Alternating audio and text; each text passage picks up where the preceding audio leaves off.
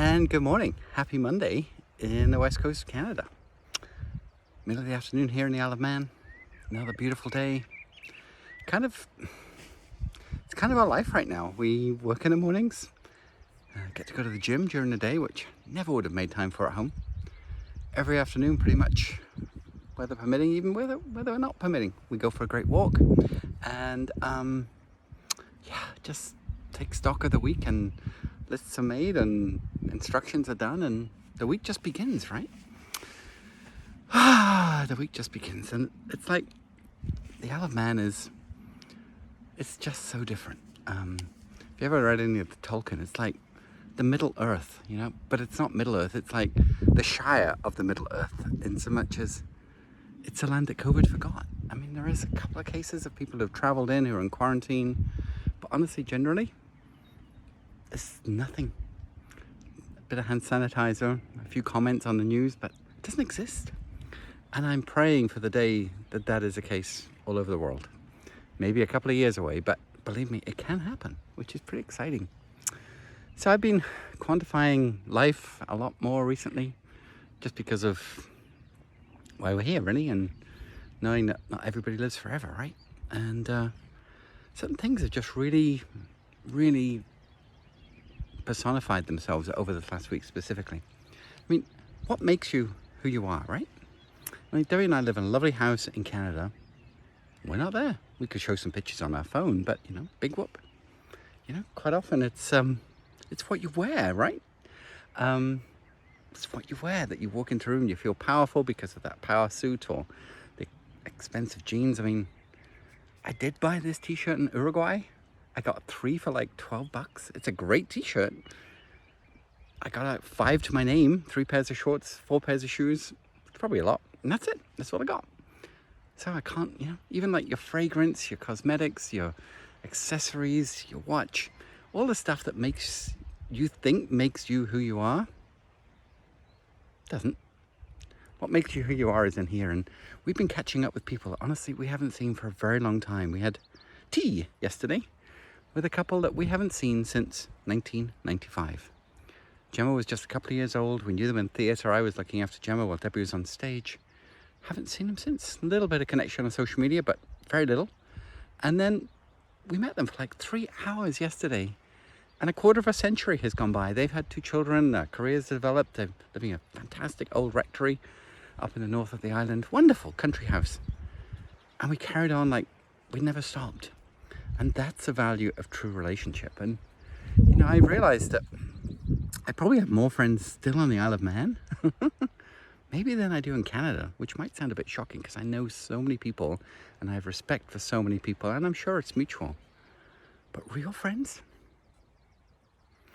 Do real friends have to have real history? Sometimes. But can real friends just be the real friend even though you've just met them or recently met them? Yes, they can, with trust and time invested. And I realized that. Debbie said to me, she said, we have so many good friends here because we invested time in them when we lived here.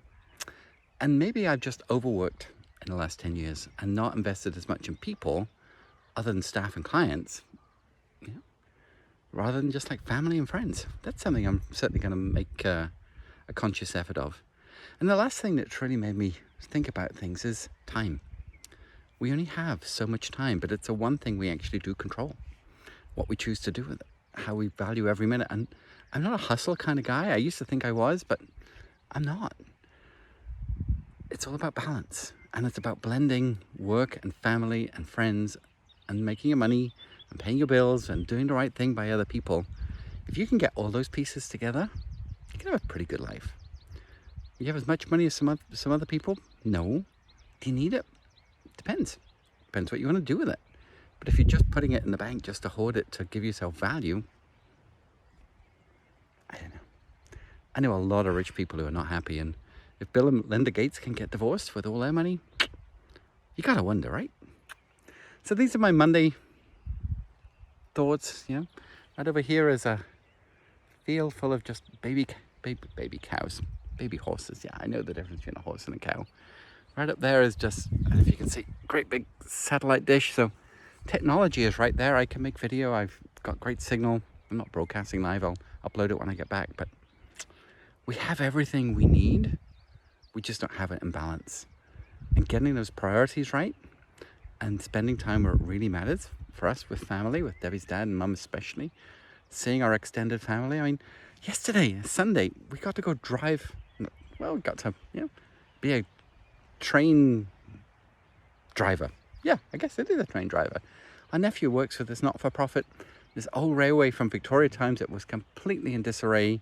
Back in 93 or so, he joined. It's been going since about 82. Now it's fully established, 125-year anniversary, pristine little railway around Victorian coastline. Amazing. Another nephew of ours is a personal trainer. We get to spend time with him. One of our nieces is an osteopathist. Got to spend time with her. She's helping, fix a few aches and pains that we couldn't quite get rid of. Family are an amazing thing, and just being able to stop and see that and share that and tell people how proud you are of them, honestly, it means the world to everybody. To just know that you're recognized, know that you're valued for no other reason than who you are, huge, game changer. So that's where I'm going. Creating this new movement called The Happening, launching in September. Putting more and more thought into this new group that I'm putting together, about people and purpose and passion and profit. And when those four blend together, life is good. So 20 weeks we've not lived in Canada. 20 weeks we've lived out of a suitcase pretty much. And we've done okay. Our business is doing okay. There's lots of dynamics that I have to keep twisting to look after our team because we don't see anybody and we're a long way away. But then most businesses are like that. We've all had to adjust to the lack of human connection, which is probably what we crave the most. And so many of us are craving nostalgia, and it's so fun to talk about the good old days. Well, what about the good new days? What about the good new days? They're coming. They're coming fast. So I hope this finds you well. I hope this was of interest and of value to you. If it was, let me know in the comments below. I'd love to have a conversation about friendship and work and value and balance and priorities, because that's what this is about. We have a whole new chance. It's almost like we get to turn the sands of time upside down and start again as we come out of this pandemic. And I hope the world will be a better place for it. I hope the world will be a better place for it. That's me, signing out. Blessings. Bye for now.